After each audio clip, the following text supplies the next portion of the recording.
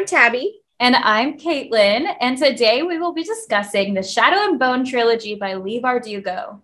Follow along as we dive into really quick synopsis of the Grisha-verse, as Leigh Bardugo likes to call it. And there are 3 books in this series. It's also known as a trilogy. So we are really quick going to cover all 3 because honestly, it's a lot of book and we're not doing a three separate episodes for it. Yeah, so you will learn as we get a little further into this episode that this trilogy is not our fave. And so we didn't do our own synopsis from scratch. Like, basically, we will be citing some sources that you can look up too if you want. The first book, we are using bookseriesrecaps.com. For the second book, we're using recaptains.co.uk. And then for the third book, we are using supersummary.com. So 3 separate sites. I don't know how that's what happened, but that's what I found. So and like, if you like this series, that's totally fine. We're doing this for you, for all of you out there that love it. We don't though. So yeah. So we might be a little less passionate, but you know what? We're still here to have a great time. Oh, we're here. Let's jump into it with the first book, Shadow and Bone. Shadow and Bone opens up with Alina and Mal, who are child orphans in Karamzin, and it's customary for children to be tested for Grisha abilities. So they have these people coming out to test them for these elemental type powers. It's not magic, it's just powers. If they have them, they're going to go live with the Grisha to train their powers. Alina and Mal are tested and do not appear to be Grisha. Years later, Alina and Mal are in the first army. Alina is a cartographer and Mal is a very talented tracker. And I say very talented because they say it 7 million times. Yeah. Many he people sniffs the air and he finds things. Yeah, he kind of licks his finger and it's sticks there. It in the wind. Yeah. It's there. So a lot of people are really racist towards Alina because her ancestors are descended from the Shuhan, which is one of the races within the book. There's a bunch of different ones. And it's considered by Ravka to be an inferior country. Ravka? I would say Ravka. I can't remember how they pronounced it in the show. I'm not positive. But okay, basically their unit needs to cross the Shadow Fold to obtain supplies. And what the Shadow Fold is an extremely dangerous, pitch black, mass over the land that people can't really go through safely. And it's home to lethal creatures called the Volcra, which are basically just flying blind monsters that attack based on sight, or not sight, sorry, the opposite of sight. They're blind, but they use their sight. So they're blind, really but hungry. You know what? Yeah, so they can sniff you out and hear you and shit. I don't know. But Alina and Mal, here's where they're at. They were best friends growing up and they still are, but Alina is secretly in love with Mal and she is secretly pining after him, and it sucks because he is into other people. And it's boo. So when it comes time to cross the fold, they end up getting attacked by the Volcra, and Mal is straight up nearly killed. So Alina, she loses her shit. She gets so emotional that she accidentally conjures a blinding light that sends the Volcra fleeing because they have to live in darkness. And she ends up just passing out from exhaustion. So they make it to the other side of the fold, and Alina catches the attention of the second army, which is the army of Grisha. So there's 2 armies. First army is normal folk, and then you have the second army, which is people who have the Grisha powers. And the leader of the second army, also known as the Darkling, questions Alina. She has no idea how she summoned this light. She's never done this before. And he decides she needs to be protected by the Grisha in Os Alta, which is the capital of Ravka, the country that they live in. It's high fantasy, so you got to keep up. And Alina is super reluctant to go and be separated from Mal and her friends, which makes sense. He's a perfect stranger. Very hot, though. Yeah, he's hot. Super hot. So she's like, I'll do it.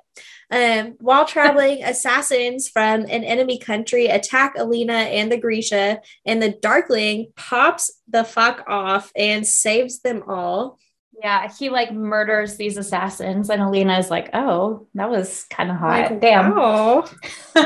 So Alina goes to the Little Palace, which is the home of the Grisha, and it's named the Little Palace because it's right next to the actual palace The where big the king palace. and queen live. Yeah, the big palace, if you will. So once she is there, she learns that she is the prophesied light summoner, who is the second most powerful Grisha next to the Darkling. The Darkling tells her, like, you are here to save Ravka from the Shadowfold. You're going to get rid of it and restore our homeland.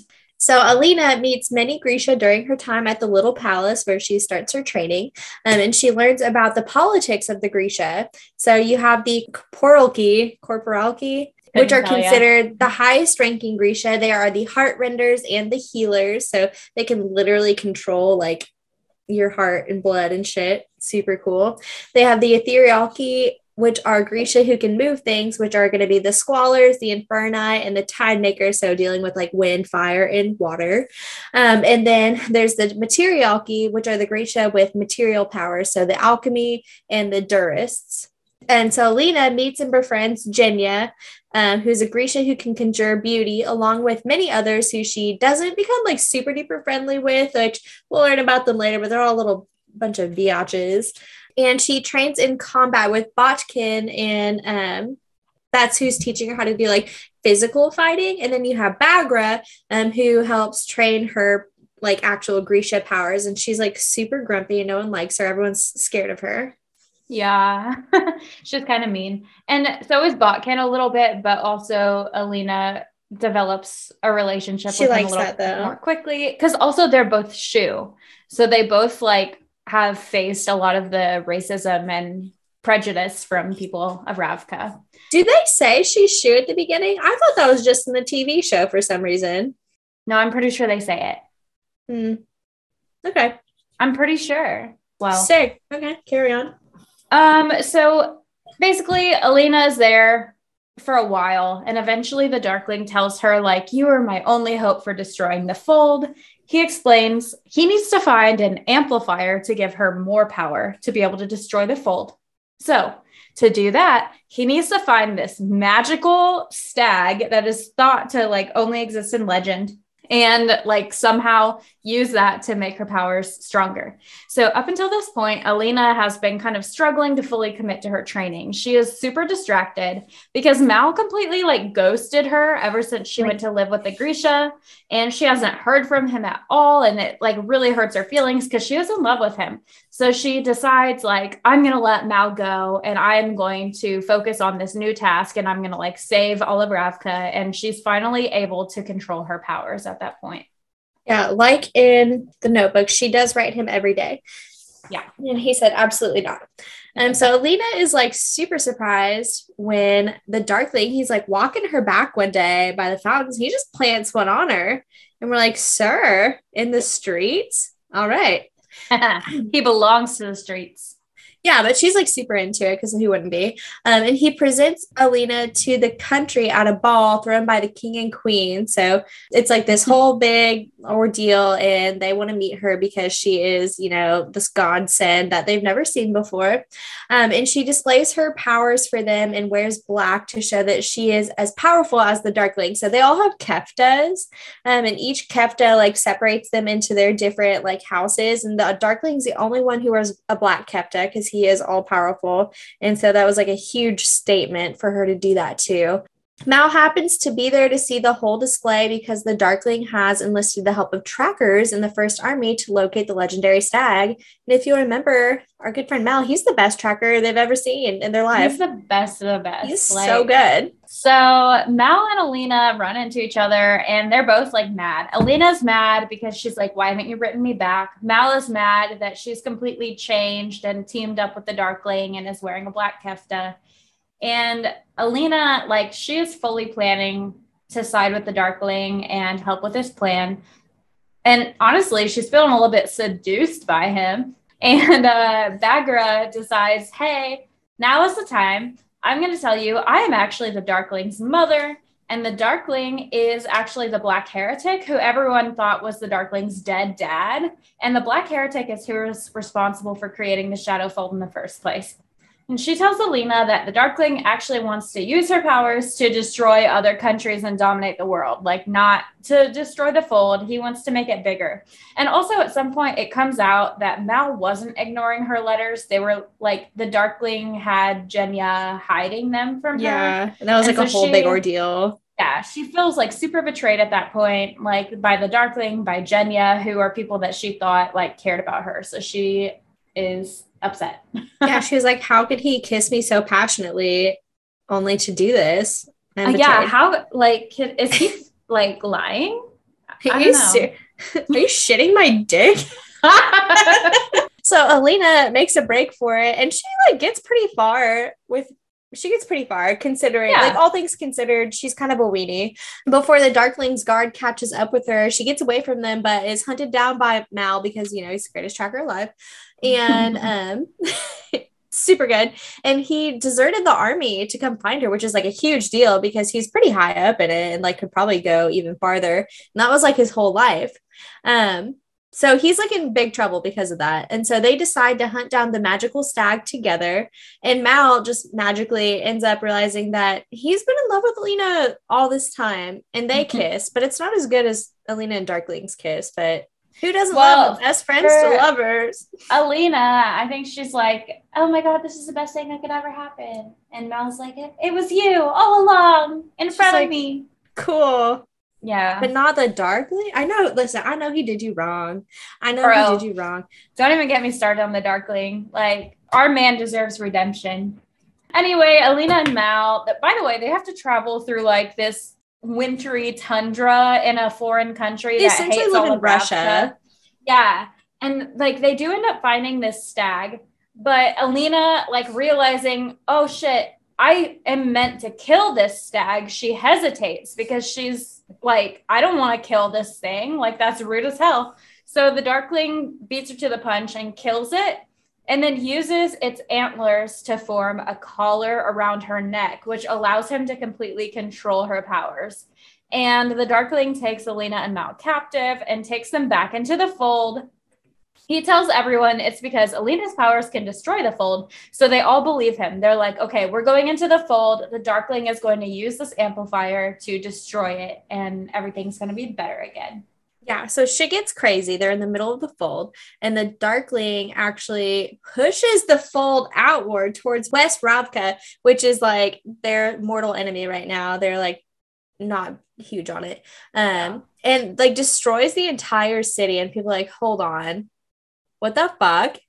Like, is the Darkling the villain? Like, yeah, he is. Is he the problem?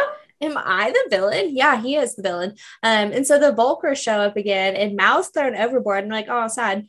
And Alina figures out that she actually can control her powers through the amplifier since she did not kill the stag, which that doesn't make any sense. But we think it's because like she showed it mercy, maybe. Yeah, I don't know. I think like, that's what's implied. So I think the Darkling definitely thought he would be able to control it since he was the one who killed it, and that makes sense in my head, but that's not the case.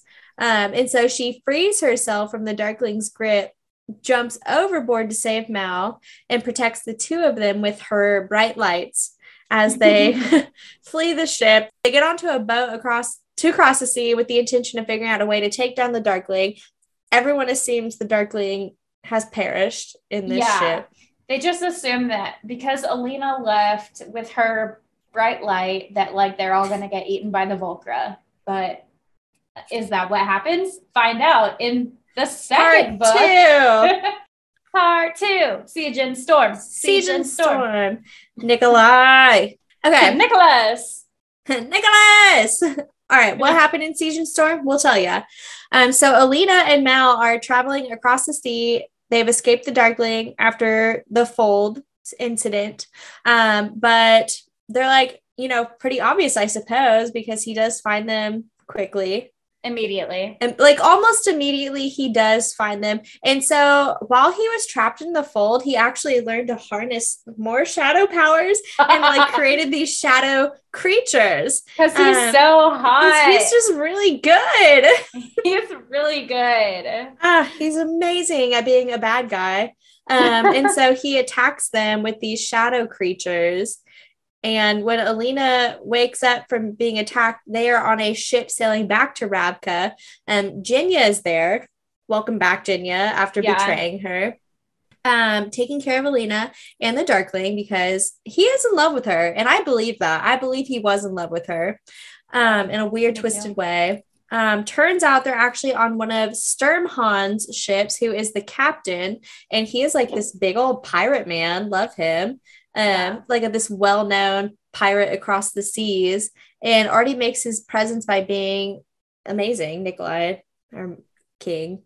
Yeah, Sturmhond. And I listen, even as the Sturmhond version, I was like, I'm into it. Because Sturmhond is not described as being like physically attractive, but like his presence is very commanding. Like he's blonde and that's very unfortunate for him, but I was willing to look past that. He can dye his hair though if he really wants to. I'm just kidding. I have nothing against blondes. Yeah, no, we love you guys. So Alina learns that they are on their way to find the second of the amplifiers, which is the Sea Whip. And so it's like this another, like, again, mythical creature, basically. And the Darkling, the only reason he took Mal alive is because he's like, you're going to track it for me. You're coming with me. You're coming with me. So Sturmhond keeps the Darkling from torturing Alina because he's like, Alina is my prisoner because, like, this is my boat. Like, you guys are on my boat here.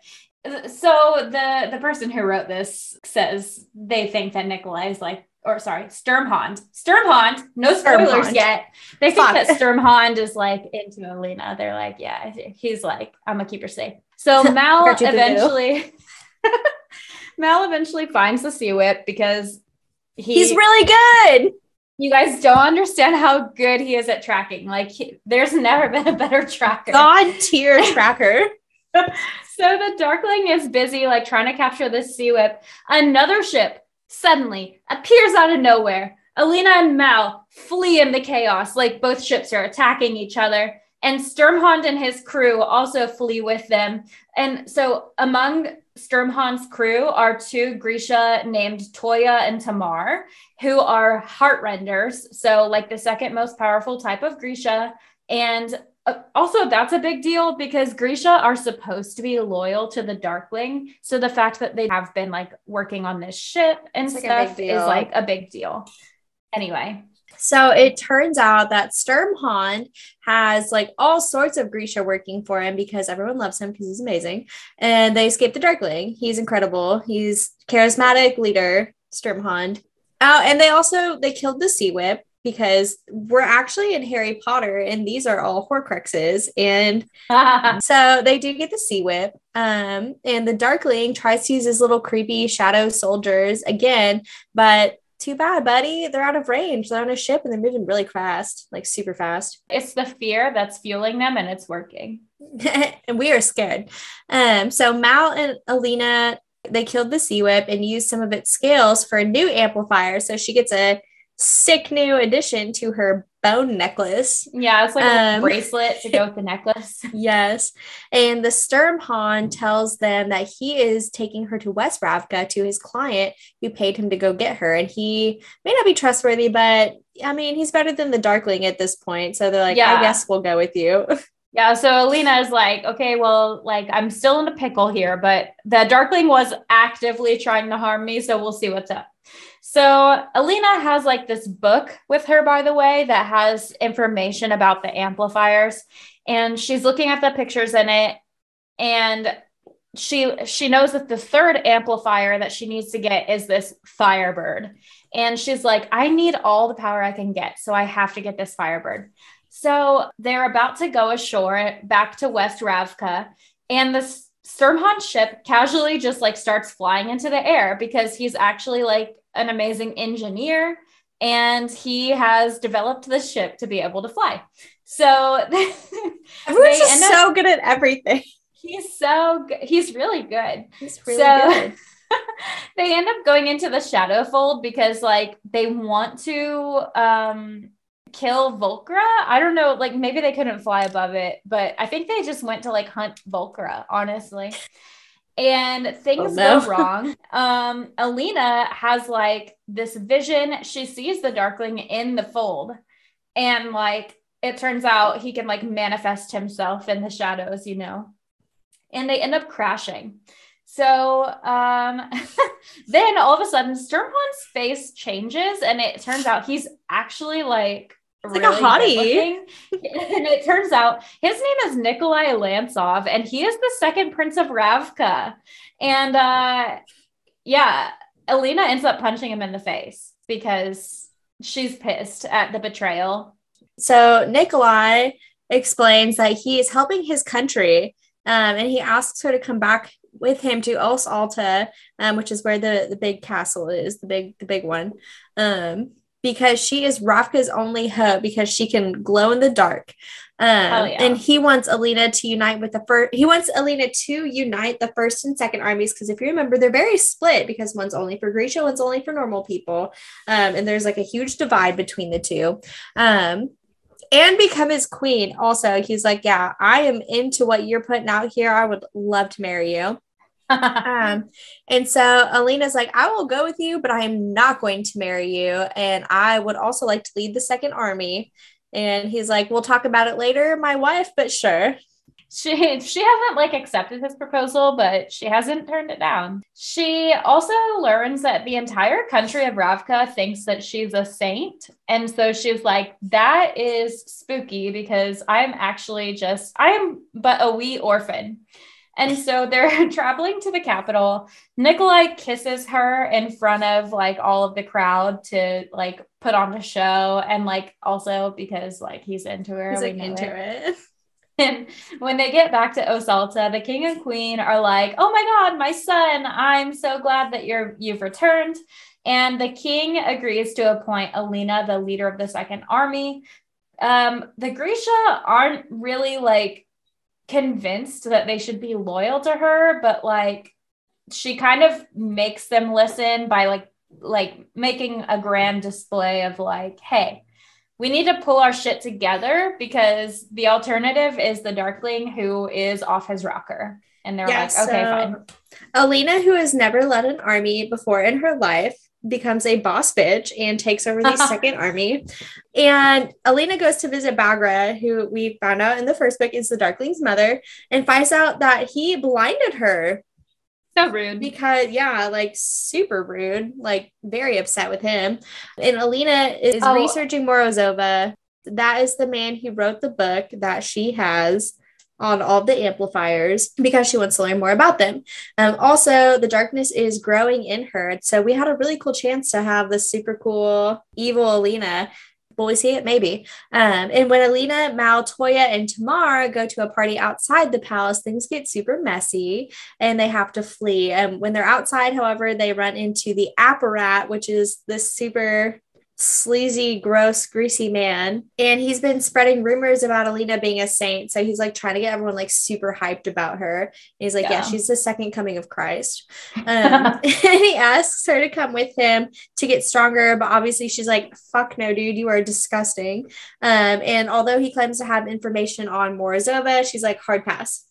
Yeah, because she's like, you're creepy and you're starting a cult where I am the love icon, cults, just not yours. Yeah, exactly. Yours is lame and gross. So I'm going to read this next part word for word because I love what they've written. They say, Mal turns even more whiny. When he kisses Alina, she sees the Darkling again and Mal gets annoyed. Oh, well, same. Summer. You could not have summed up my thoughts better. So Nikolai continues to be amazing and hot and great. And you just got to take my word for it. He's great. And he does tell Alina he wants to kiss her again, like for real. But she is hesitating and he can tell. So like they don't end up kissing. We love a man of consent. We do. And he's like, I really am into you. I want you to be into me whenever you kiss me. And Mal is like having a pity party. So he goes to like be a part of this fight club involving Grisha. And so Alina goes to watch him fight. She watches him kiss Zoya, who is basically this mean girl Grisha, who was really horrible to Alina in the first He was book. also like banging the Darkling, most likely. Probably. And Mal and Alina end up fighting about it. Mal is like complaining. He just wants the old Alina back. And Alina's like, bro, like I have to like save the world. Don't you understand? Then she has a vision of kissing Mal, but actually kisses the Darkling because like the Darkling's power has somehow like linked them together. And they He can does like kind of turn into like a little bit of a dream rapist, but that's neither here nor there. So Alina's like slowly losing her shit, and because of that, she decides to go outside of the city gates, even though everyone's like, "Hey, dog, don't do that," because there's a lot of people, and they're gonna rip you apart for your holy blood or whatever. And so she immediately gets attacked by all the people outside the gate, like they said would happen. They want to drink her blood. They want her sweet godly bones. Luckily, Toya and Tamar are there just randomly, so they come save her. And Toya is like super mad at Mal for not being there and like chokes him out. And I was like, good for you. Toya's the best. And so they think there might be clues about the Firebird near Alina's like childhood home. And so they're like, yep, let's go. Mal can track it because he can track everything. And everyone's like, cool, I suppose. Yeah, because Alina like remembers from childhood seeing this arch or like ruins of an arch. And in the Morozova's journal, it was like a full arch at the time, but she's like, oh my God, I bet that's the same place. Anyway, Nikolai has a birthday, and it turns out his brother comes, and his brother is he is the heir to the kingdom. He's the first son. And he's a complete dimwit. Dick. He made a deal with the Fjerdans, that's the country that's like to the north of Ravka, and that's where Alina and Mal found the stag in the first book. But they opened the roads with the Fjerdans, and that means the Darkling like could be like on his way, because they're like the Darkling is literally trying to get us and hunt us down. And Nikolai's brother thought that he was doing like this really good like political deal, but he actually just let the Darkling into the kingdom. And it turns out, yeah, that's exactly what happened. So the Darkling shows up and attacks everyone with his shadow people. Nikolai's brother ends up dying. And the Darkling and his Grisha that are on his side, they attack the whole palace. Nikolai flees to his flying ship that he has with his parents. He just has that. And yeah, he just kind of has to like make an escape. Like, we don't know if he successfully makes an escape, because Alina is also trying to not die. But like, Alina is hopeful. She really does care about him. And then Alina has the Grisha on her side that fight the Grisha on the Darkling side. And a bunch of people end up dying. It's sad. And then they run to like a chapel, and the Darkling follows them there. So they're like trapped in this chapel, and Alina is trying to negotiate with terrorists to get her friends to go free. Yeah, she's a martyr. Yeah, like she is a self-sacrificial lamb. The Darkling tells her that he actually was there all this time. She saw him. That was real when they made out. And she's like, even creepier. Love that for us.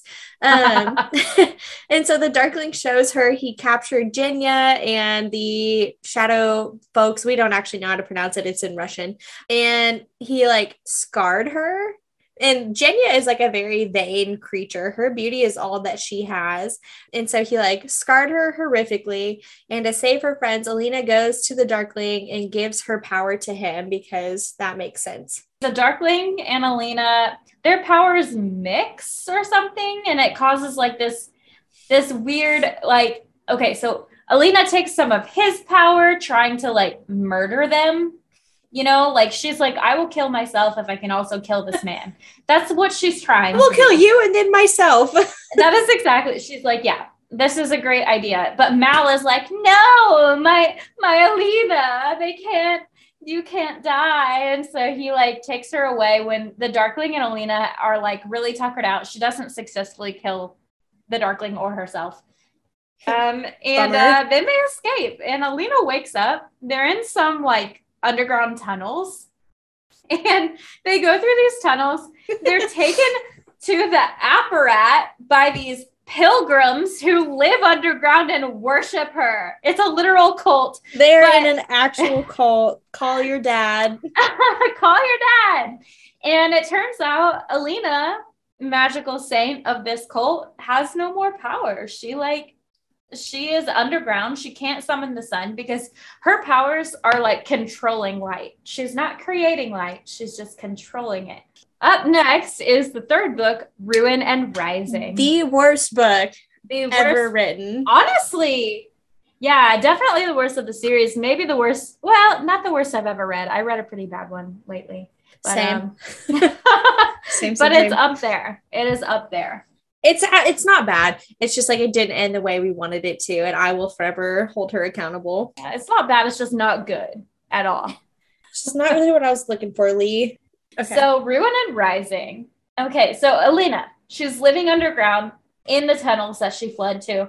Turns out up above, the Darkling has claimed the throne of Ravka because the king and queen, if you recall, fled on a flying ship with Nikolai, and hopefully they're alive. But Alina is like, I want to kill the Darkling, but she is weak. She like, her hair turned white. She is atrophied. Like she is just not broken. Doing well. And she is just living in this underground city, which is under the apparat's control because he is the religious leader of the cult. And he wants Alina on the throne because he thinks it'll serve him because, you know, he really wants to be the second in command. Yeah. So Alina is like, I'm pretty sure that I can't trust you, which obviously he's creepy. And despite the fact that she's not able to use her powers, Alina and the Darkling still have that psychic connection that they could like use in the second book. And so they just can still talk to each other and shit, like against her will or whatever. Like they can both go into each other's minds against the other's will. They like slowly start like devising these plans to escape because they're like, hey guys, we are not safe here. Like this is not good. I don't know why we came underground, but we did. And so with the help of the loyal Grisha who followed her underground and her childhood best friend Mal, Alina slowly starts to regain her summoning powers by like getting little tiny bits of sunlight here and there, and intimidates the apparat into letting her and her friends go. So this was like the first 2/3 of the book. Oh my God. Yeah. Underground. And so the group makes their way to the surface. The tunnels try to collapse them. There's a bunch of weird animals and stuff down there. So they barely survive getting out of these tunnels. Once they emerge, Alina, Mal, and the Grisha try to find one of their own allies, Nikolai, who is now the only surviving son of the Ravkin king and queen. And he wants to reclaim the throne for his family, naturally. Alina is like, I'm not sure where to find him, but I kind of have like an idea of where to find him because apparently they just know each other super well after like 5 days. And so she goes off to find him because he's in hiding because of the Darkling. So after failing to find Nikolai, deserters from the Ravkin army attack the group and turn Alina into the Darkling again, because somehow always within the first half of the book, she's returned back to the Darkling. And Nikolai rescues Alina again and whisks them off to a hidden mountain fortress in one of his flying airships, which apparently no one can see. And they're just hiding in this giant fortress. Yeah, they can like somehow make the light around it. Like Alina can basically camouflage the ship, which like I'm willing to accept it. So they get to this fortress and Alina reconnects with Bagra. Bagra is like, she's super depressed. But Bagra tells Alina that Morozova was her father. So the guy who was like the amplifier dude and experimented with creation and resurrection. Novelist Morozova. Yeah, great novelist Morozova is Bagra's daddy. So her sister, like as a child, died after an accident, and her father resurrected her which obviously it's like a big no-no. Freaked the town out. They were like, absolutely the fuck not. So after the former king of Ravka is accused of raping one of Alina's friends, Genya, then Nikolai banishes his father and prepares to face the Darkling himself because he is like, Dad, that was a horrible thing that you did. You gotta go. You gotta let me be in charge because fuck you. And so Nikolai tells Alina that he still wants to marry her after the war.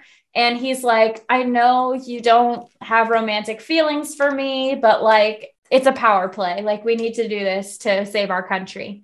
And Alina, who is in love with whiny ass Mal, is like, I don't know what to do. And so at the fortress, Mal admits he has feelings for Alina, but he feels like he's unworthy of her. And Alina is like, okay, I need to be this powerful Grisha to help save our country.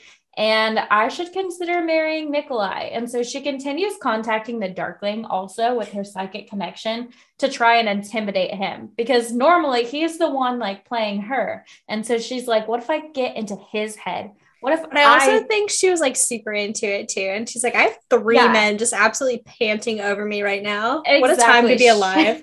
So Alina and her companions are getting ready to leave the fortress to start their world-saving plan. And Nikolai and Alina plan to visit Ravka's neighbors to the West Ravka, if you could believe it, to bolster support for his claim to the throne. Nikolai will then take her to rejoin the others and search for the 3rd magical item that will amplify Alina's summoning abilities. She, like I said, it's the Horcruxes. She has to collect them all like Pokemon. And the 3rd amplifier, which was believed to be a Firebird.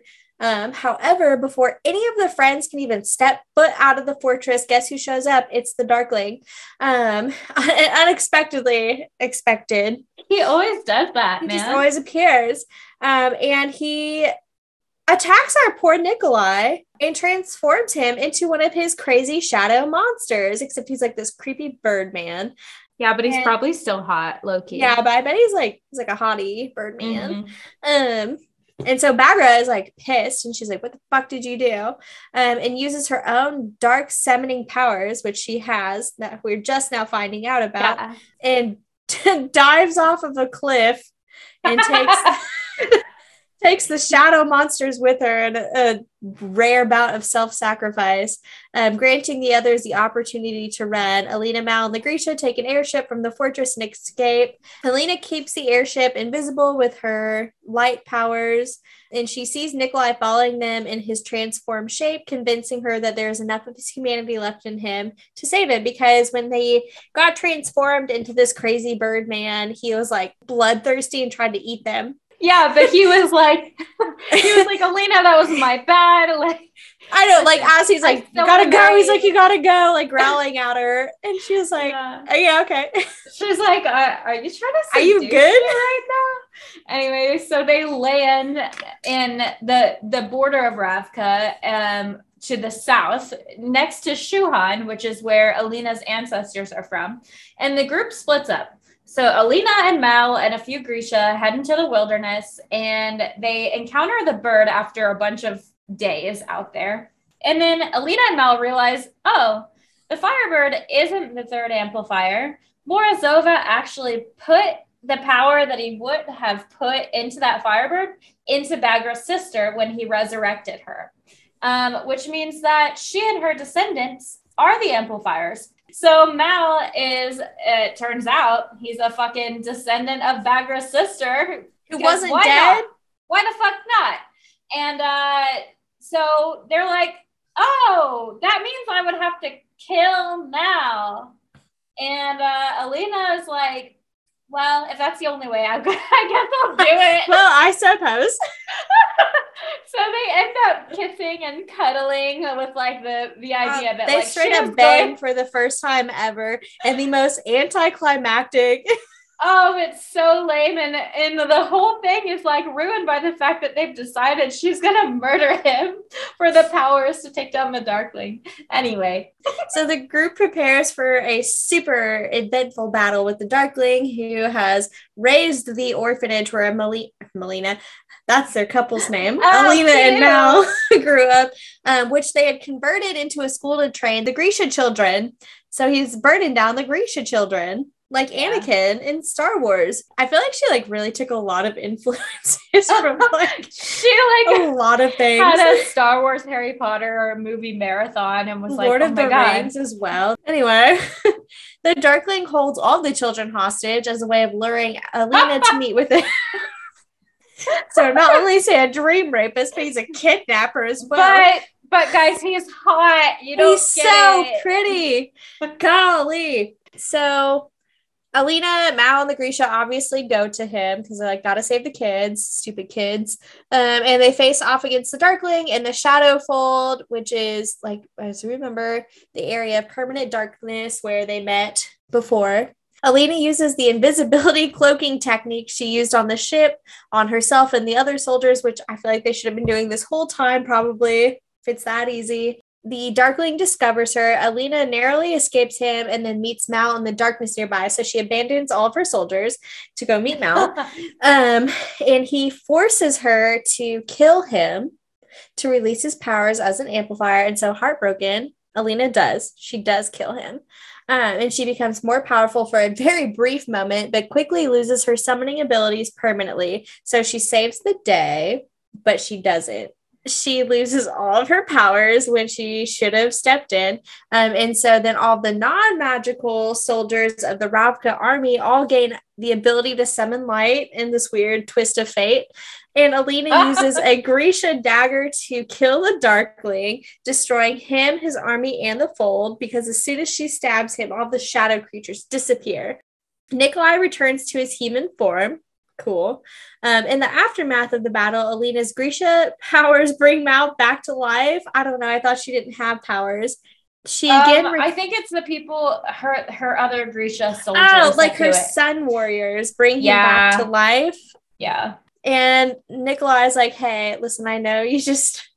Hey, baby, what's saved up? Mal's I know you just but like, murdered the love of your life. Like, if I could just like slip on in here though, and just one more time shoot my shot. I just gotta shoot my shot. And she's like, are you sure you don't want to marry me? And she's like, no, I do not. Thank you so much. I'd rather go live in bumfuck nowhere with Mal and run this orphanage. Thank you so much. And so they rebuild the orphanage and the school, and the students are cared for and valued as they were not whenever she and Mal were there. How cute. Isn't that cute?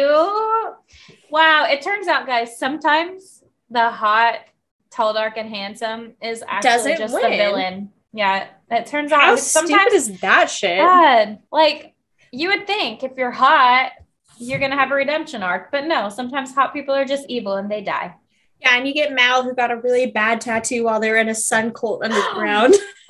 We forgot to mention that. We'll talk about it later. You got to talk about it in part two.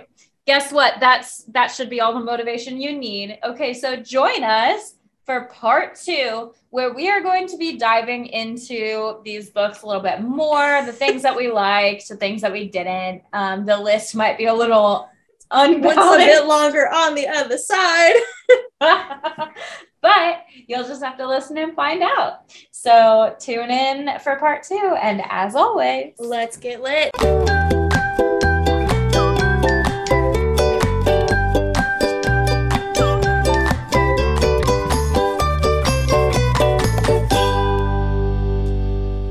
Hi, best friends. I'm Tabby. And I'm Caitlin. And this is part 2 of our Shadow and Bone episode. Welcome back. In part 1, we summarized everything that happened in the trilogy, the good, bad, the ugly, like Nikolai. And now join us as we dive in deeper into the actual discussion of this Hot Mess Express. I'm just kidding. We love you, Leigh. All right. Kicking it off, we're going to start with some overall ratings. So Shadow and Bone, book number 1. Honestly, what did you think? Of the 3, definitely my favorite. And honestly, I liked it at the time. I really enjoyed reading the first one. I felt like there was so many hopes and dreams that I had for the Darkling. And I would rate it a 3.5 out of 5. Okay. I'd probably rate the first one a little higher than that. I really enjoyed it. And like, I didn't like the end, but I was like, yeah, like, don't worry. The Darkling's going to learn the error of his ways and we're going to rejoin and have this super freaking cool, like, morally gray, like, jam sesh where Alina's like, yeah, I'm not all good and he's not all bad. And we're going to come together. We're going to make it right. But they didn't do that. So I'd give it a 4 out of 5. Yeah. Okay. I respect because that. I really thought the Darkling character, he was funky fresh. He was good. I liked him a lot. Hated Mal. Oh my, yeah. Hated Mal. For it being a young adult novel, it's pretty good. The first book. That's fair. That's a fair point.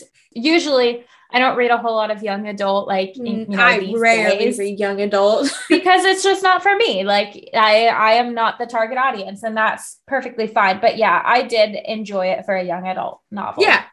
Book 2, 0 out of book 2. I'll give it a 2.5. I'll give it a 2.5. Yeah. I was gonna say at least a 2 out of 5 for me because of Nikolai. Yeah, I was like, okay, so if the Darkling's not it, Nikolai is. Yeah, and it gave us some really cool new perspective. Nikolai was dope. He's a freaking pirate. That's amazing. That shit is gold. I love that for him. And a prince. He's a pirate prince. He's like Wesley from The Princess Bride. Yes. Yeah, and that's hottie. Speaking of hotties. Nikolai's a hottie, for sure. Who's the actor that plays that guy? That's a good question. I don't know off the top of my head. Usually I'm better with movie trivia. Let me look.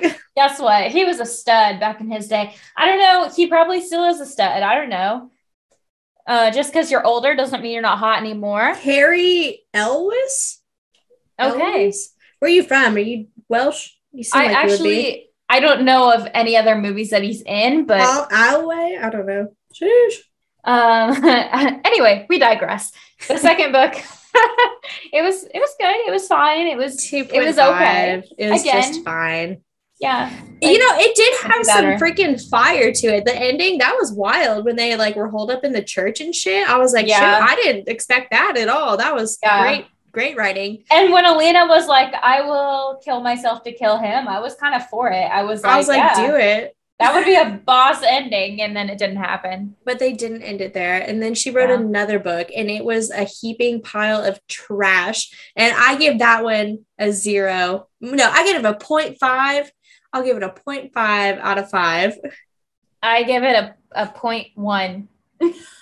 Listen, I was struggling to finish this book. Hated that book. For months. And I couldn't like DNF because I know what happened to Nikolai. I was so invested. Yeah, I was like, Nikolai is my shit. The Darkling is my shit. Like, I need to know what happens. And I couldn't not finish it, but I like also couldn't finish it. Like, it was so horrible. Awful. The ending was god awful. It couldn't have been worse, really, in my opinion. We have this super powerful man who literally has created shadow creatures out of the crevices of his soul, and he gets killed with a knife. He gets killed with a knife. And also, you know what else was like an opportune time to like stick to your fucking guns? Is when Alina had to kill Mal because he's the third amplifier. Fucking leave that shit. That's beautiful. That's fucking poetic. And have Alina just be alone for the rest of her days. No, he came back to life. No, not even that. Have her marry Nikolai. Have her marry Nikolai. The one that makes sense. The one who will give her stability. The one who loved her deeply. And also, like, I would like an ending where she married Nikolai, but think about how good an ending would be, too, where she kills Mal and she turns Nikolai down. Like, that would also be a really good ending. She can just be alone and powerful on her own. But it wouldn't even be that, like, she would still be friends with Nikolai, I think, but, like, she just wouldn't marry him. I could see that. What she would do, she would run the first and second army. She'd combine them both. She runs them both while Nikolai leads them. And Nikolai's the that king. Would have been, fucking cool. And maybe eventually they do fall in love. But she would be extremely heartbroken because she murdered Mal. That's fine. Leave it. Leave him fucking dead. Leave him dead. Leigh, you pussied out. You pussied out, bitch. God, I love Leigh. you. but you fucked up. No, actually, Leigh, I got something to say real quick. Here's the thing. You just missed out on such a golden fucking opportunity to like have the best redemption arc of redemption arcs, because not only that, we forgot to say this in part 2, there was the most beautiful extra chapter at the end of book 3 that gave us the entire background and upbringing of the Darkling and how traumatic his like whole fucking life was. And like, you're gonna give us that and then not give him a redemption arc? Yeah, you're like, guess what? He's human too. Deep down, he is underneath all of this. He has a good heart that's just been like beat to shit. And then you're like, nope.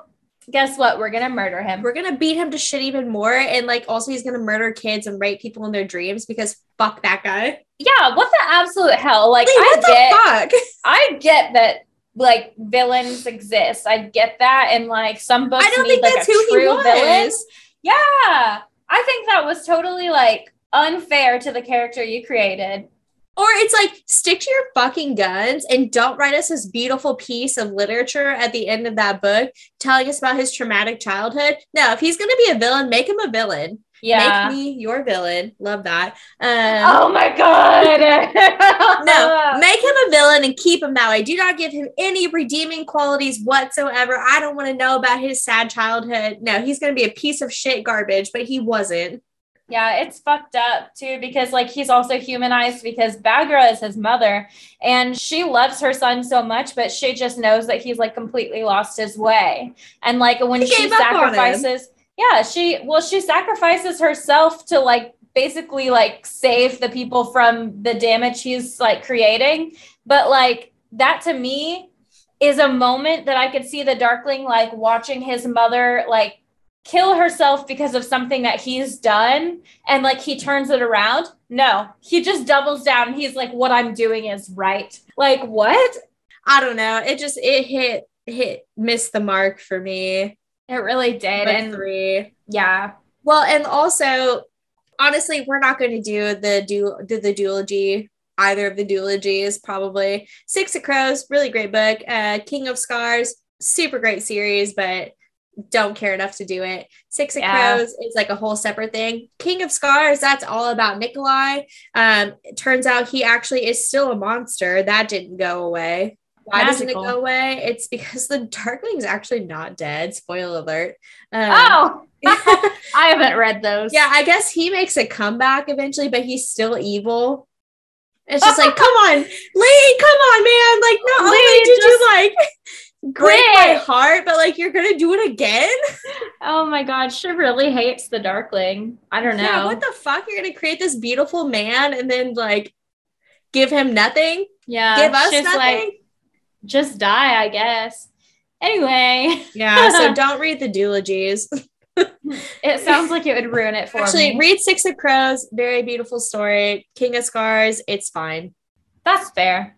I am interested in reading Six of Crows. I haven't yet. Yeah, Six of Crows, 10 out of 10 books. So good. Yeah. The other one's just okay.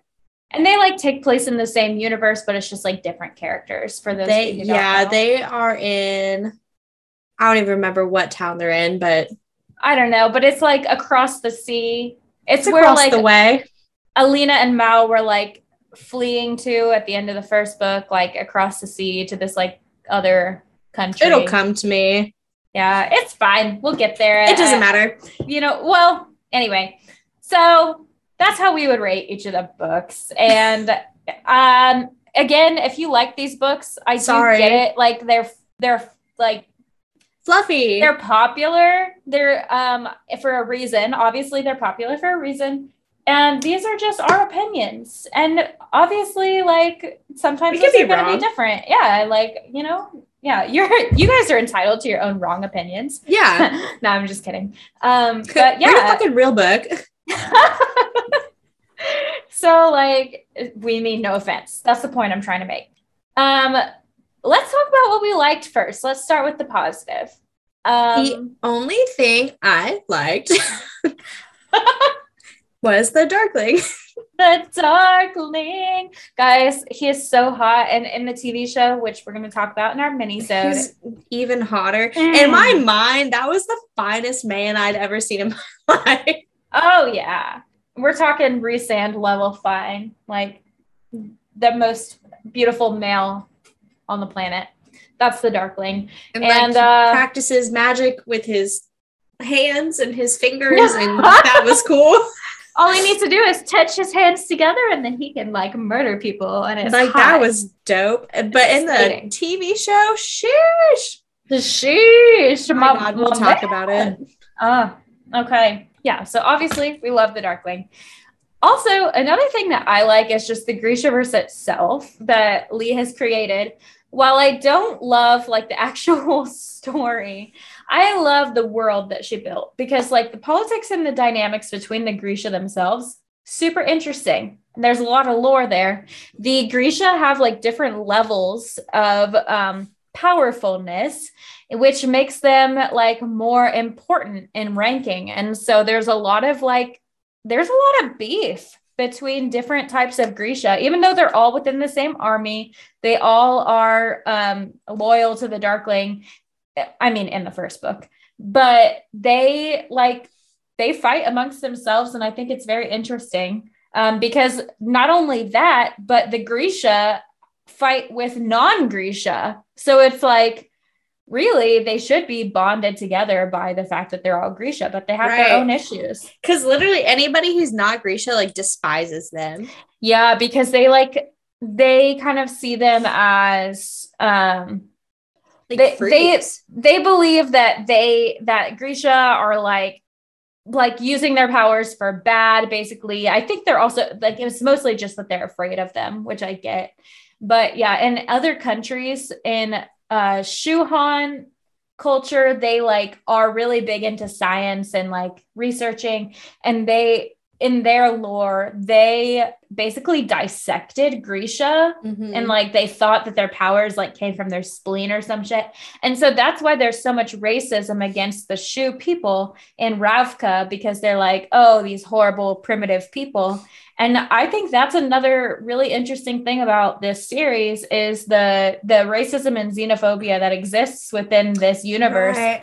It makes it real. Like Alina was not welcomed by a lot of people. She is clearly, like, from her facial features, she is descended from Shu. And in the like television series, they also have the Fjordans, who were Grisha hunters. Yes. Oh, they think like Grisha are witches, which canonically they're not. They don't have magic. It's all solely based off of like things that already occur. They can like bend things. They can. Manipulate. They're like airbenders and waterbenders and shit. They can't create. They can only manipulate what's already there.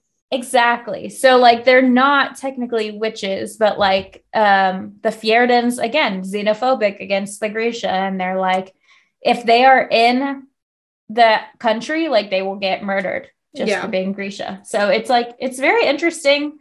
I also, another dynamic of that I liked a lot is, okay, so people, they dislike Alina because of the way she looks. Like they're racist and they're awful. But as soon as it comes out that she is the light summoner, then the whole country is for her. She's a saint. Like, she is a saint. She is the savior of our country. And it's just, I like that commentary that Miss Bardugo is making. I think it's interesting. Leigh, I like what you did there. I think that's like, that's especially because it's a young adult book, like things like that being woven into a story that's interesting for young people to read. But they're also important and can apply to the real world. Touching on very important points in real life society. Yeah. Keep up the good work, Leigh. Thanks, I know we're trashing your books. Nothing but respect for you, Leigh. They are very interesting worlds that you've created. Yes, I do like it. And they expand even more in the duologies. So that if you do want to find out more about the Fjordans, Shuhans, then read them or don't. The last thing that we like is Nikolai. What a refreshing character. we've talked a lot about him. I'm going to talk some more about him because he's cool. He's so smart. He's just like out here creating shit. Like he's just making like an inventor. Yeah. And like, I don't know. Like I feel like at first you tried to make him seem very surface level and like then just kept adding like cool shit onto it. And you're like, holy cow. Like, and you're like, he's the whole fucking package. First of all, he is smart. He's clever. He's witty. He's rich. He's powerful. He's hot. And also he's kind. He's very kind. He's very kind. And he cares about his people and his country and his family, even though his family are dicks and dipshits a little bit. He still is like, they have my heart. Right. Like, God, what a good man. Also, we didn't mention, but Nikolai is actually a bastard son. Yeah, he's not technically like in line for the throne. His father is Fjordan, isn't he? Yes, I believe that's correct. And so that is important because like they're beefing with the Fjordans. Yeah, they're beefing with the Fjordans. And so like if that like came out, that would be such a big deal and blah, blah, blah. And so like there's no way he was ever supposed to be in line for the throne. But then whenever his brother gets straight up yeeted by the Darkling, they're like, well, fuck. Like, oh God, might as well, I guess. Yeah, I guess it's that one then. We'll take that. Well, because that's the whole reason he was like a fucking pirate ship, man. He was a pirate king, captain. Because he was like, I'll just do my own thing. I don't want to be like under the scrutiny of all these people. He was a decorated military man. Yeah, he's a jack of all trades. He does it all. Another thing that I liked is like, okay, Genya, I liked her as a character anyway. Even though she like quote unquote betrayed Alina, but like she was a literally enslaved to the Darkling, basically. Like, she couldn't go against his like Genya will. Did not really, in my mind, Genya did not do anything I wouldn't have done. Yeah, I mean, what are you gonna do? Say no? Like, no, I won't do what you tell me to do. Okay, then you're gonna get your ass killed die. Or kicked out or whatever. But yeah, so Genya, like the irony of her becoming horribly scarred when she was like this conjurer of beauty, she could make people like look beautiful. She herself was very beautiful. She made the queen beautiful. Yeah, and that's the reason why the king had quote unquote access to her to rape her, is because she was in like their palace working for the queen.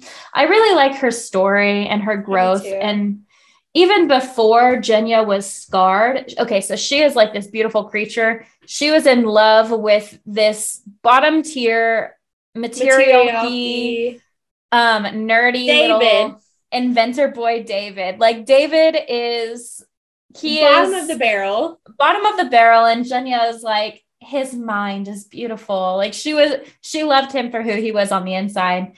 And that never changed. Cute. Yeah, he's not cute, but Genya, like, she was nervous. She didn't want to like admit how she felt because she was like, well, like, I don't know, he'll reject me, even though she's so hot. But then she becomes scarred. She's like, he'll never love me. And that's when, like, let me take care of you. That's when David and Genya realized that, oh, like, this is real. Like, we do love each other. And I just think her story was good. It was cute. I really like Genya. Same thing with the other thing that we really like, or I really liked, is the Darklings bonus chapter that I talked about earlier. I thought that was like the best addition she could have added on to the story. Mm-hmm. Like you get to see Bagra's background and how she had to like basically hoe herself out to like make ends meet, and like they had to move around all the time because they don't really age. Yeah, like they don't really get, because like that was the whole thing. The Darkling is like old as fuck and he still looks kind of boyish. Yeah, he's like, he looks like a young man. So I don't know. I just really enjoyed getting some more background of the Darkling, and I don't know, it made my heart really hurt for him. Same here. I still think that the Darkling, he could have been redeemed. For the Darkling. Hashtag justice for the Darkling. So that's everything we liked. Yeah, that's it. Pretty long list of stuff we didn't like. What didn't we like? Alina, Mal and Alina together. Malina, if you will. Malina, if you will, yeah. Let's talk a little bit about that tattoo Mal got. Mal, buddy. Mel, my man. So while they were underneath their little rat sun cult, I don't know. I don't know what to call it. While they were underground, Mal's like going through this like rebellious phase. He's like, I'm gonna fucking beat the shit out of people. I'm gonna start this fighting ring and like I'm gonna teach everyone how to fight. And then he's like, Elena doesn't love me. He's like, I'm gonna use my fist to convey my emotions like a real man. And so he also gets this like trash ass tattoo, which I cannot imagine that was like sanitary by any means with them living. He gets a prison tat. He got a toilet water tattoo and it said, I am become Blade. I am become Blade. I am become Blade. And I don't know if it was like a typo and Leigh's like, yeah, we're fucking keeping it. Might as well. It's cool shit. But I think it was like, because his tattoo's in a foreign language, right? And then it like translates to I am become Blade. Yeah. I think that's what it was. But what the fuck? But like, translated to what it was supposed to mean. Yeah, she's like, it means I am become Blade. You gave us like the rough estimate of what it was supposed to mean, like because it sounds, I am the Blade. Okay, I was gonna say something worse. I was like, what is it supposed to say? I am going to become the Blade, but yeah, I am going to becometh the Blade. No, I think thou dost to becometh the Blade. I think let's just say I am the Blade. Yeah, that would be better. I don't know. Is it? It at least it's grammatically correct. Like you're a caveman. But he is literally a caveman at this point. So yeah, they live underground. And Elena's like, "Wow, that's the coolest fucking thing I've ever seen in my life." Like that's she's like, "Oh my god, I want to like hop on your dick right now." No, no cap. Let me lick your super grammatically correct tattoo. Even though it's gonna get infected and that's a really bad idea. No, Leigh's like, yeah, leave it. It's I am become Blade and that makes sense and we're gonna roll. Oh my god. It's like that tattoo from that movie. From We Are the Millers. We Are the Millers. I was gonna ask what it's called. The No Regrets. Not even one? No one questioned it. They're like, yeah, Mal, super good work, buddy. Yeah, they're like sick tat, my guy. God damn. Inked. It makes him 10 times hotter. Mal, we hate your guts, man. Let me just say something real quick, because like best friends to lovers, it's a fine trope. It's fine. Not my favorite by any means, but it's whatever. Mm-hmm. Why the fuck are we choosing Mal? Is that even his full? Is it Malian? Yeah, Malian or something like that. Malakoff? I'm pretty sure. I don't remember. I haven't read the book. It doesn't matter. I didn't read the book. We don't like him. I don't care what his full name is. What does he bring to the table besides being a super fucking good tracker? He's really good at tracking. If you ever lose anything, Mal will find it for you. It's like Mal literally like made out with another girl in front of Alina. Yeah. He like went and slept with a bunch of women. Cause like, listen, okay, they were banging in a forest. Like I cannot imagine they had contraceptives in the forest. No. I'm sorry. That man has slept with so many women. Yeah. First of all, Alina, and be safe. It was all while Alina was like devoted to him. Yeah. So what the fuck, girl? Have some self-respect. Come on, Alina. Do better. You could have done better. You had two other choices. You had two other choices. Way better choices. If you weren't willing to look past like all the Darkling did, I get it. But Nikolai? Come on, Nikolai? He's perfect. Come on. Well, and it's like the whole ending with her like losing her powers. I fucking hate when like authors do that to strong female characters.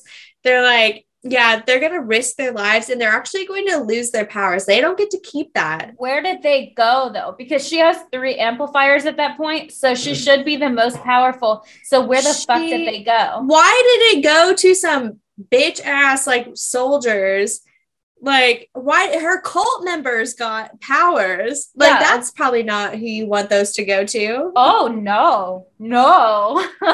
If you're joining a cult, I'm sorry. Actually, you don't need any power. That's I'm the point of the sorry. cult. If any of our listeners are in a cult, I'm not sorry. You don't deserve Call your dad. Call your dad. Go home. Go listen to our girls, Georgia and Karen, and they'll set you straight. Yeah. My favorite murder is a fun little podcast about murder. If that doesn't really do it justice, it's a true crime comedy podcast. It's not for you if you don't get it. The girls who get it, get it. The girls who get it.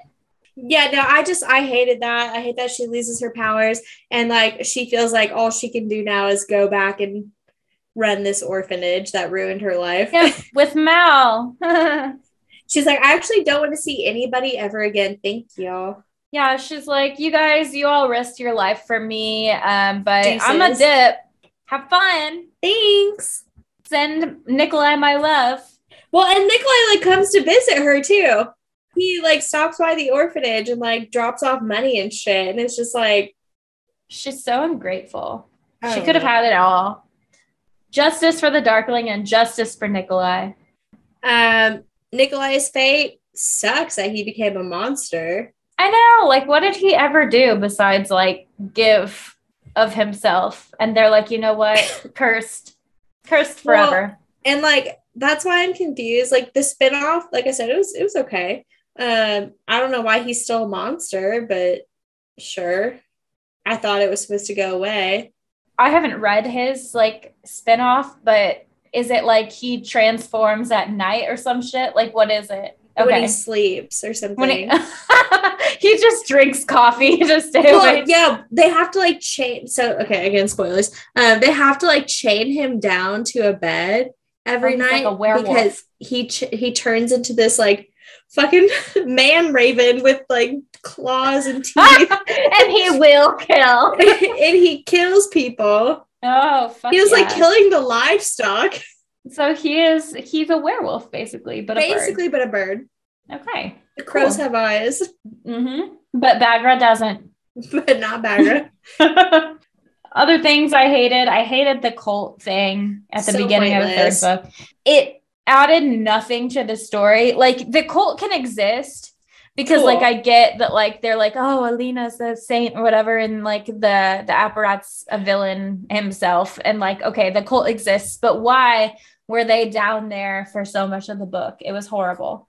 Why did they build the apparat up so much? And like I know they ended up like helping her in the end, like during that final battle or whatever. Yeah. But it's just like the apparat was made to be like this all like sneaky, powerful character, and it's like they literally got out though.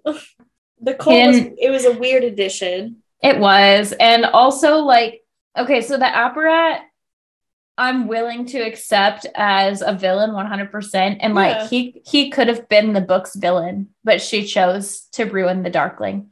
I just want to point that out. We had the apparat and we still destroyed the Darkling. She had a perfectly good scumbag to choose from, and she's like, nah, he's gonna help her in the end. It's like, why? Yeah, she's like, he deserves the redemption. The Darkling. The apparat deserves the redemption? Yeah, apparently. Fucking apparently, even though the only reason the apparat helped her in the end is because he realized she was going to be the winning team, and he was just saving his own skin. Trash. So, and then he never bothered her again when she lost her power. He's like, all right, smell you later. Bye, Saint Alina. The amplifiers, dumb. They were dumb. They are dumb, and the lore is stupid, and the fact that Morozova is Bagra's dad, dumb, and didn't add anything except like Bagra could know all of this about him and not. Well, that's also stupid. They didn't even be related. That's really fucking dumb, dude. And like, okay, fine. She wanted her to have to kill Mal, but again, she pussied out anyway and just brought Mal back to life. So what was the point? I ask you. Yeah, it's like you're not supposed to do that. Did we not learn anything from Morozova? You're not supposed to bring the people back. Good point.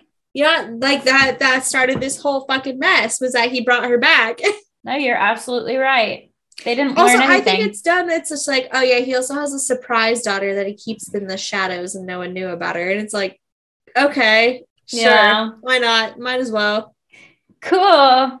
Because there's totally a reason for that. That's a normal thing to do. Yeah, Anyways. no, it could have just been like Morozova's like descendant is the amplifier, and they didn't have to be related. Yeah, I 100% agree. And like Bagra, like she sucks, dude. Like she sucked in the bonus chapter because she like was kind of a negligent mother. Like I know she's doing her best, but was she? And no, she wasn't a good mother, obviously, and she also wasn't a good mentor. But Alina like respected her. Okay, she respected the Darkling.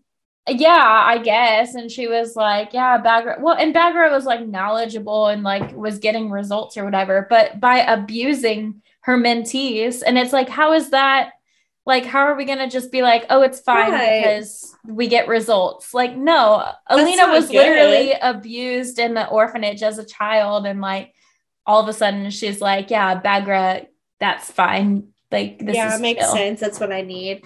Yeah. Well, and it's like she got a better redemption arc than the Darkling did. It's like Bagra sacrificed herself for us, and it's like, and she's a bigger dick. She deserved to die. Yeah, fuck her. It's the best she could have done, and she's part of the reason that the Darkling is even fucking evil, dude. Well, and that's what pissed me off is that she's like, yeah, we gotta kill him. Like, he's fucked up, man. Like, he's gotta go. Yeah. It's like, he's only like that because of you. It's your son, Bagra. We gotta take him out. She's like, guys, we're gonna get rid of this. And it's like, yeah, because you fucked up, man. Like, you wanted to kill your mistake. And then we're supposed to feel bad for her whenever he like blinds her. No, like, bitch, you tried to have him probably deserve that. And he's like, I can't kill my mother, but when's she gonna listen to me? Like, I have to take extreme measures here. And so he plucks her eyes out. Mentally abused because he was like, absolutely. She literally mentally abused and physically abuses a bunch of her mentees, the Grisha that she's training. So of course she abused him. I really feel like if Bagra had not said anything in that very first book, like after they had that sweet, sweet kiss, I feel like if they had continued on, they would have banged. It would have been awesome. Yeah. And then he would have like been like, Alina, listen, this is what I want to do. And she'd have been like, hey, listen, there's a better way. And he's like, yeah, you may be right. I think they would have built this mutually respectful relationship. I think, they would have balanced each other out. Like you were saying, Alina would be like, I'm not all good. He's not all bad. Because that's another thing I take issue with is like, Alina is supposed to be like literally and figuratively like, the opposite of the Darkling. She is pure. She is light. She's a savior. No. That bitch is trash, okay? And like, listen, I'm not straight up coming for her, like specifically, but I'm coming for the idea of it, like that one person is all good and they're the opposite of listen, we don't deal in absolutes. That's some fucking Sith type mentality. We don't jam with that. Yeah, and honestly, the Sith, only the Sith deal in absolutes. You're gonna be like, yeah, I agree with the Sith. Then I don't want to talk to you. I don't want to be your friend, actually. And that's where the other Star Wars shit comes in play here. We're gonna talk about Mal and how good he is at tracking. We hate Mal. I can never like say it enough. There's absolutely nothing about Mal that redeems him to me. And you cannot change my mind. You can try. Feel free to try. You're not going to. It's like people who try to like argue Tamlin's like side of things in A Court of Thorns and Roses. Like, it's just not going to happen. No. And Tamlin eventually does have a little bit of like a growing up. Like, I mean, he has a lot more growing up to do. But by the end of the series, he grows up. Well, we're not going to forgive him because he did not ask for forgiveness. He never apologized. He did not apologize. When he apologizes, then we can talk about forgiving Tamlin. But anyway. That's neither here nor there. We digress again. If you want to hear about those thoughts, go back to our very first episode. Yeah, please do. And the last thing, just the weird, I put cream rapist, dream rapist. Gross. I hate that she did him so dirty like that. Like the whole dream make out sesh, and he's like, I'm actually the Darkling, and she's like, the fuck, okay. And she was like feeling herself too, like she was like laying in bed, and she's like, oh my god, Mal, like you came into my room to seduce me, like that's hot. And it's like, no, it's me. And she's like, what the fuck? Yeah, and she's like, how the fuck did she get in? Yeah, like, you can't be doing that. I don't know why we had to do the Darkling so dirty. But in conclusion, I mean, that's kind of our our thoughts and feelings on the book. The trilogy's fine. It's really good for young readers who are trying to get into fantasy. It's really cool. That's fair. It's just not our jam. Mm-hmm.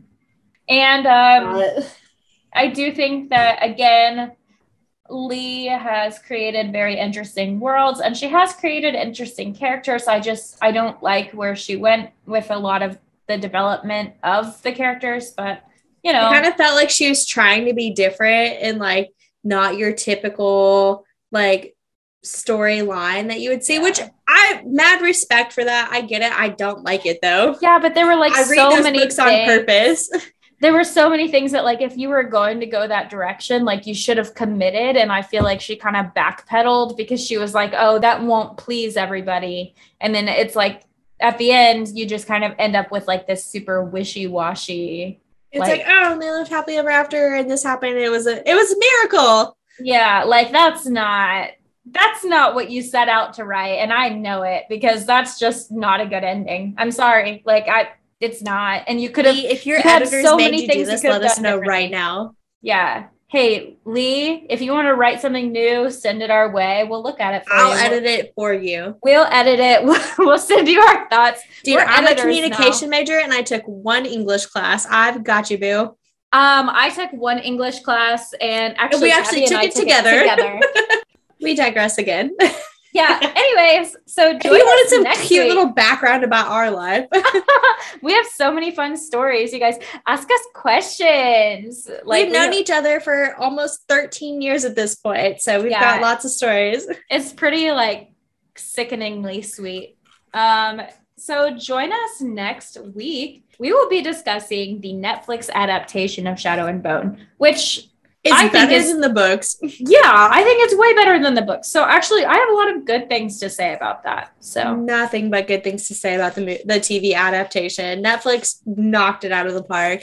Yeah, and I bet that they had like some ideas that they went to Leigh with to like make it more exciting, and she was like, yeah. So I'm sure she was part of that creative process as well. So Leigh, we love your show. Leigh, your show is fantastic. I hope it ends differently than the books did, if I'm being wholly honest with you.